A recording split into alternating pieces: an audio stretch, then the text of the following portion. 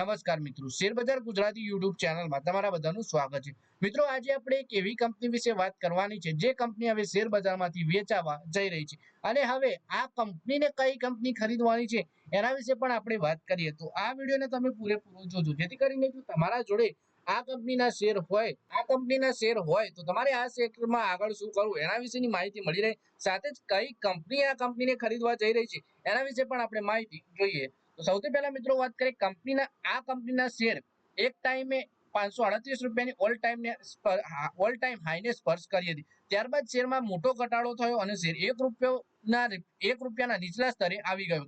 Company પર ઘણું જ દેવું છે, તેથી હવે તે વેચવાની તૈયારી ચાલી રહી છે। કંપની એનસીએલટી માં છે અને તમને જણાવી દઈએ કે અદાણી ગ્રુપ તેને ખરીદવામાં ખૂબ જ નજીક છે। હિન્ડનબર્ગ રિપોર્ટ અને યુએસડીઓજી ની ભ્રષ્ટાચાર તપાસ પછી અદાણીની આ પહેલી 8,000 કરોડથી મોટી ડીલ છે। એટલે કે કંપની છે જયપ્રકાશ એસોસિએશન, કંપની માટે મોટું દેવું છે અને તે પહેલેથી જ એનસીએલટી માં છે અને હવે અદાણી ગ્રુપ આ કંપનીને ખરીદવા માટે જઈ રહ્યું છે અને હિન્ડનબર્ગના રિપોર્ટ પછી જે આ મોટી ડીલ કરવા જઈ રહ્યું છે અદાણી ગ્રુપ। વધારે માહિતી જોઈએ આપણે। ન્યૂઝ એજન્સી બ્લૂમબર્ગના રિપોર્ટ મુજબ જયપ્રકાશ એસોસિએશનને ખરીદવા માટે અદાણી ગ્રુપે 12,000 કરોડ રૂપિયાની બિનશરતી બોલી લગાવી છે। એટલે કે કોઈ પણ પ્રકારની શરત વગર આ બોલી લગાવી છે 12,000 કરોડ રૂપિયાની અદાણી ગ્રુપે।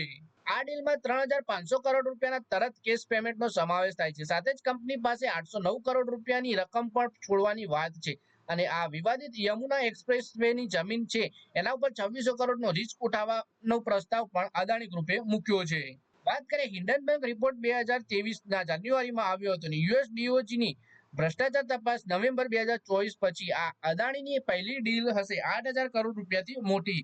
જો સુપ્રીમ કોર્ટથી લીલી ઝંડી મળે છે તો આ ડીલ અદાણીની વાપસીનો મોટો સંકેત માનવામાં આવશે। આ પહેલા અદાણીએ હલકેમ સિમેન્ટનો બિઝનેસ 53,000 કરોડ રૂપિયામાં ખરીદ્યો હતો। ઉત્તર પ્રદેશની આ કંપની મોટી ઇન્ફ્રાસ્ટ્રક્ચર ડેવલપમેન્ટ છે, cement, power, real estate, formula 1 track, hostel જેવા ક્ષેત્રોમાં કામ કરે છે। અદાણીના બિઝનેસ સાથે આ મેળ ખાય છે, એના કારણે સિનર્જી બની શકે છે। ગ્રેટર નોઈડાની 1,000 હેક્ટર સ્પોર્ટ સિટી પ્રોજેક્ટની જમીન પર વિવાદ ચાલે છે। માર્ચ 2025માં અલ્હાબાદ હાઈકોર્ટે યેઈડાની જમીન રદ કરવાની વાત સાચી માની। મામલો હવે સુપ્રીમ કોર્ટમાં છે અને આ કેસ ડીલને અટકાવી શકે છે। અદાણી સિવાય જયપ્રકાશને ખરીદવા માટે Dalmia Bharat, Jindal steel and power, Vedanta જેવી મોટી કંપનીઓએ પણ બોલી લગાવી, પરંતુ તેમણે કેટલીક કાનૂની શરતો રાખી હતી, જ્યારે અદાણીની બોલી બિનશરતી હતી, જેના કારણે તેને આગળ વધવાની તક મળી। જેઓ પાસે અદાણી ગ્રુપની કંપનીના શેર છે, જેમ કે Adani enterprise, Adani ports, Adani power, તેમના માટે આ ડીલ મિશ્ર સંકેત આપે છે। પોઝિટિવમાં જોઈએ તો અદાણીની વિસ્તરણ નીતિ પાછી આવી રહી છે। નેગેટિવ જોઈએ તો જો સુપ્રીમ કોર્ટમાં કેસ અટક્યો તો ડીલ અટકી શકે છે અને ફંડિંગ રિસ્ક પણ રહેશે। જયપ્રકાશ એસોસિએશનના શેર હોલ્ડરને સીધો ફાયદો નહીં મળે, કારણ કે કંપની નાદાર છે। અદાણી સિમેન્ટ, અદાણી રિયલ્ટી અને ઇન્ફ્રાસ્ટ્રક્ચરની અન્ય કંપનીઓના શેરોમાં હલચલ શક્ય છે। પછી સુપ્રીમ કોર્ટના નિર્ણયનો ડીલની કિસ્મત પર ટકી છે। સીઓસીની મંજૂરી એટલે કે બેંકોની ક્રેડિટ કમિટી હજી અંતિમ મૂલ્યાંકન પર કરી રહી છે। અને પછી વાત કરી કે શું કંપની ફ્રેશ રિઝર્વથી ડીલ કરશે કે પછી કર્જ લેશે। એટલે કે કુલ મળી અદાણી આ બોલી ન માત્ર તેના કોર્પોરેટ કોન્ફિડન્સની વાપસી દર્શાવે છે, પરંતુ સિમેન્ટ અને ઇન્ફ્રાસ્ટ્રક્ચરમાં તેની મજબૂત પકડ પણ સ્પષ્ટ કરે છે। જો કે સુપ્રીમ કોર્ટના કેસમાં અને ફંડિંગ સ્ટ્રક્ચર અંગે સાવચેત રહેવું જરૂરી છે। રોકાણકારોએ આ પર નજર રાખવી કે જો આ ડીલ રિવાઇવલ બનશે કે રિસ્ક સાબિત થશે અદાણી ગ્રુપ માટે। તો મિત્રો, આ વિડીયોમાં આપણે વાત કરી જયપ્રકાશ એસોસિએટના શેર વિશે, જે કંપની હવે વેચાવા જઈ રહી છે અને એમાં 12,000 કરોડ રૂપિયાની બિનશરતી બોલી લગાવી છે અદાણી ગ્રુપે।